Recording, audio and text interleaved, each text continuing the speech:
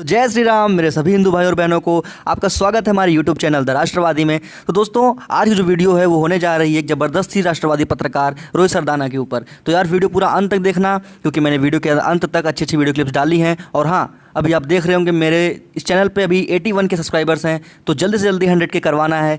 तो जो नया भाई मेरा अभी चैनल पर आया है अभी सब्सक्राइब बटन दबा दे। तो चलिए देखते हैं वीडियो। आशुतोष जी, उद्धव ठाकरे ने प्रेस कॉन्फ्रेंस किया। वो चाहते तो 4 लाइन बोलकर इस पूरे मामले को, उनकी जो शाम की मुलाकात तय थी राज्यपाल के साथ कंगना रनौत की, डिफ्यूज कर सकते थे, लेकिन उन्होंने नहीं किया। वो क्यों करते हैं? उन्होंने साफ तौर पर इस पूरे मुद्दे को कोई तवज्जो देने की कोशिश नहीं की। और मुझे लगता है कि उद्धव ठाकरे अपनी जगह पर उनकी अपनी पॉलिटिक्स सोसाइटी सूट करता है। लेकिन अभी मैं बीजेपी के प्रवक्ता की बातों को सुन रहा था। 30 साल पुराने अपने दोस्त के बारे में जिस कटु भाषा का इस्तेमाल किया गया है वो अच्छा है। ये इस बात को दर्शाता है कि आप अपने दोस्तों के साथ और भाइयों के साथ किस तरीके से आपका बर्ताव होता है अगर आपके रिश्ते ठीक नहीं होते हैं। मैं खाली इतना याद दिलाना चाहता हूं कि ये वही शिवसेना है जिसने जिस उत्तर पार्टी में प्रदेश निकले हैं सर, और बिहार के तो लोगों 3 साल में ही पीछे लात मारने लगे थे लोग। मुझे लगता है सरकार को भी इस पर ध्यान देना चाहिए, चूंकि लोकतंत्र है और लोकतंत्र में विरोध प्रदर्शन होना चाहिए। तो सरकार की जिम्मेदारी थी कि वहां मास्क बांटे जाए, वहां पे सैनिटाइजर बांटे जाए, वहां पे जो है चेकअप की व्यवस्था हो, जो जिस तरीके से। तो देखिए, एक सैलरी ना बांध दे सरकार वहां पे हर दिन बैठने वालों की, कि इनको मासिक तनख्वाह देते हैं हम लोग जो धरना दे रहे हैं वहां पर बैठकर। नहीं। सरकार ने आपको नौकरी पे रखा है क्या धरना देने के लिए? दफ्तरों में बांट रही है सरकार, जहां सरकारी दफ्तर में कर्मचारी आता है नौकरी करने के लिए। लेकिन आप अगर धरने पर बैठेंगे तो यह भी उम्मीद करेंगे कि आपको फिर पेंशन भी बांध दे और जीवन बीमा भी करवा दिया जाए साथ में तनख्वाह के। इस सेना ने जब मोदी जी जन्म नहीं हुआ था आपका, आलोक जी, तब भी लड़ाइयां जीती। हाँ आलोक जी, मैं इसी पे आ रहा था कि हमने तो आलोक जी, मैं इसी पे आ रहा था। सुनिए ना सर, सवाल तो सुन लीजिए और अब इसलिए जीत गए। सर सुनिए ना, पहला आपने कमेंट किया पूरा 4-4.5 मिनट का, मैंने कोई टोका टाकी नहीं की थी। लेकिन अब सर मेरा भी अधिकार है पूछने का, केवल उनसे नहीं आपसे भी पूछने का अधिकार है मुझे। और मुझे उम्मीद है कि आप जितनी अभिव्यक्ति की आजादी की पैरोकारी करते हैं तो इस बात की मुझे छूट देंगे कि मैं आपसे भी सवाल पूछूं, और पूछूंगा तो उस पर बुरा नहीं मान जाएंगे फिर। नहीं बिल्कुल। आप ये कह रहे हैं कि मोदी जी पैदा नहीं हुए थे तब जब आपने ये कर दिया था।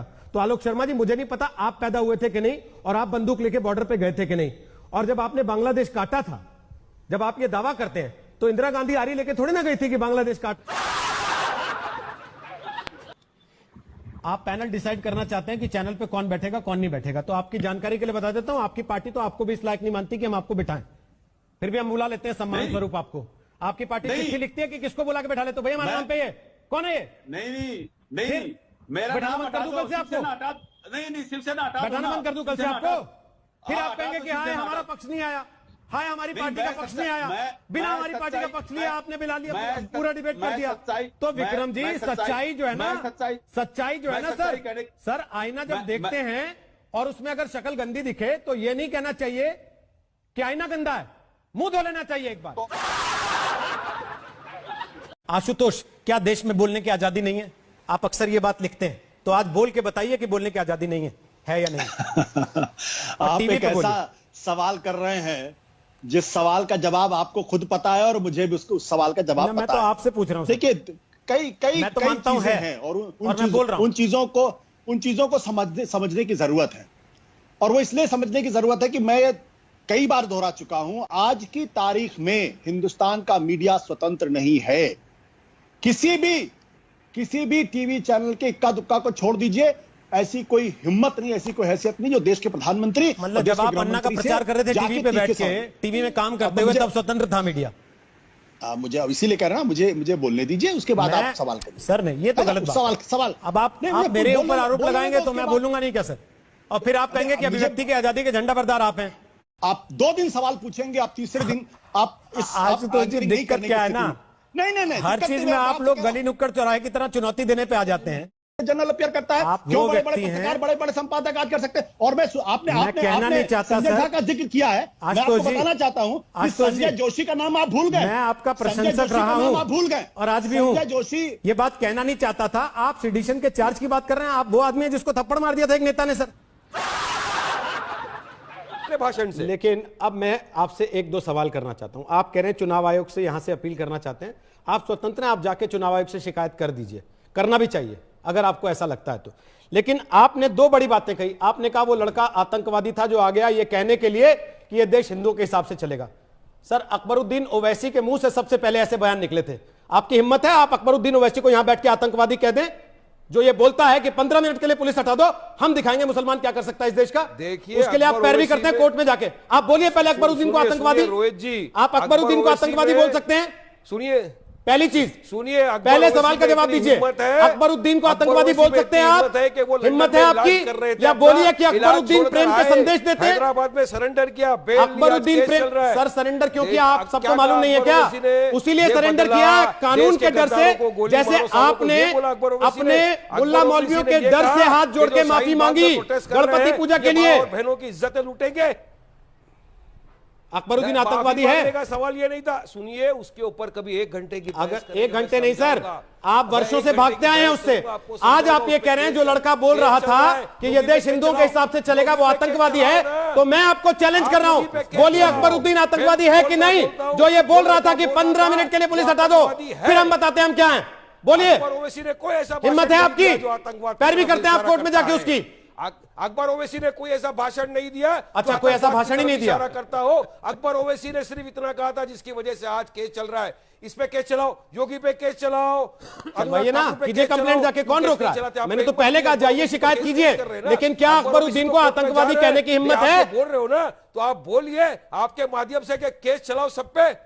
अकबरुद्दीन को आतंकवादी कहने की हिम्मत है? उन्होंने अपने भाषण के अंदर क्या ऐसा कहा जो आतंकवाद की तरह होता है? अकबरुद्दीन को आतंकवादी कहने की हिम्मत है? मुझे में इतनी हिम्मत है कि जो आतंकवाद की बात, आपकी हिम्मत मैंने देख ली थी जब गणपति बप्पा मौर्य कहने के बाद आप माफी मांगते घूम रहे थे। जो किया है वो किया है। आपकी हिम्मत मैंने देख ली थी जब आप विधानसभा में वंदे मातरम कहने से मना कर रहे थे और 2 दिन पहले मुझे यहां दम भर रहे थे कि हम एहसान कर रहे हैं, वंदे मातरम गा रहे हैं। तो बस पड़ा होगा चैनल के अंदर, निकालिए स्टूडियो में से, देखिए कहां लिखा है कि मुझे ये बोलना है मेरी देश की नागरिकता प्रूव करने के लिए। अब मुझे नेशनलिज्म और पेट्रियटिज्म का सर्टिफिकेट आपसे लेना पड़ेगा। मैं नहीं दे रहा हूं टीवी के स्टूडियो में बैठ के आप डिसाइड करेंगे कि आप जो बातें करते हैं एक जगह पर एक, दूसरी जगह पर दूसरी, देश की आजादी के उससे पोल खुलती है सर। मेरे कहने से कुछ नहीं होता। दादा परदादा ने देश की आजादी के लिए क्या किया, मैं बताता हूं मेरे दादा परदादा ने क्या किया देश की आजादी के लिए। मैंने तो पूछा ही नहीं। मैं तो आपसे डायरेक्ट सवाल कर रहा हूं ना। मैंने तो पूछा ही नहीं। बिल्कुल बड़ी बात है, बड़े चैनल मैंने तो पूछा ही नहीं सर। आपसे सवाल कर रहा हूं। मैंने तो पूछा ही नहीं कि आपके दादा परदादा ने क्या किया। सवाल का जवाब दो। मैं पूछ लूंगा ओवैसी जी के परदादा ने क्या किया तो आप भाग जाएंगे उठ के यहाँ से।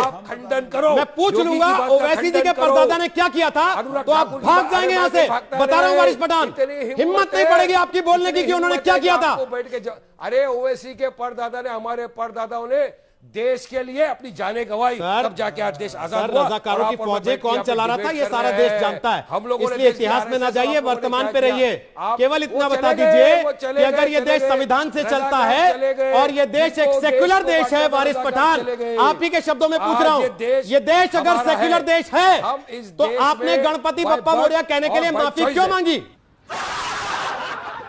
बात कर देना चाहते। और रोहित साहब माफ करना, आप एंकर हैं लेकिन मुझे महसूस होता है कि एक एंकर भी होना चाहिए, क्योंकि आपके मुकाबले में मुझे संबित पात्रा ज्यादा सॉफ्ट नजर आते। तो सर संबित पात्रा नहीं हूं ना मैं। पर्दा मत डालो राशिद साहब, संबित पात्रा नहीं हूं ना सर मैं।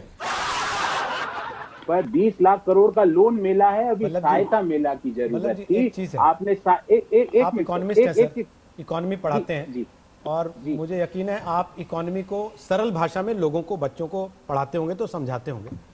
जी। एक छोटी सी कहानी है सर। एक बार शेर ने जंगल में भेड़ों से कहा कि आप सबको एक एक कंबल मिलेगा।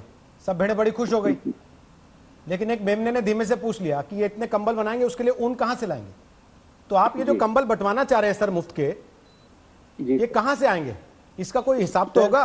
कि मनमोहन जी वाली बात आपको भी याद होगी, उन्होंने कहा था पेड़ पे नहीं लगते।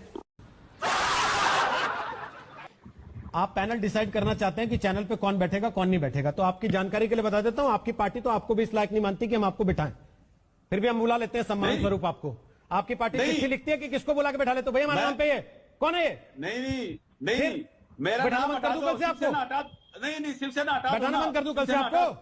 फिर आप कहेंगे कि हाय हमारा पक्ष नहीं आया, हाय हमारी पार्टी का पक्ष नहीं आया, बिना हमारी पार्टी का पक्ष लिया आपने, बिला लिया, पूरा डिबेट कर दिया। तो विक्रम जी सच्चाई जो है ना, सच्चाई जो है ना सर आईना जब देखते हैं और उसमें अगर शक्ल गंदी दिखे तो ये नहीं कहना चाहिए कि आईना गंदा है, मुंह धो लेना चाहिए एक बार। तो बस यार भाइयों, इस वीडियो में बस इतना ही। उम्मीद करता हूँ वीडियो को पसंद आई होगी। अगर वीडियो पसंद आई है तो लाइक कर दो। 5000 लाइक्स का एम रखते हैं। अगर 5000 लाइक्स हो गए तो मैं इसका सेकंड पार्ट भी बना दूंगा।